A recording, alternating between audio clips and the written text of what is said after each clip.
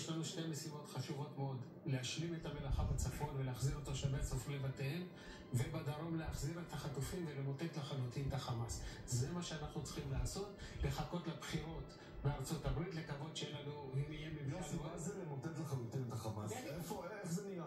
האחרון הלוחמי הנוח'בה...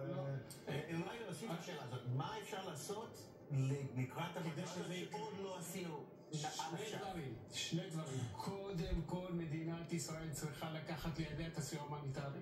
קחו את הסיוע ההומניטרי, תשלטו בו, תחלקו אותו לאוכלוסייה. זה לא ממשל צבאי חדש ולא כלום, רק חלוקת המזון.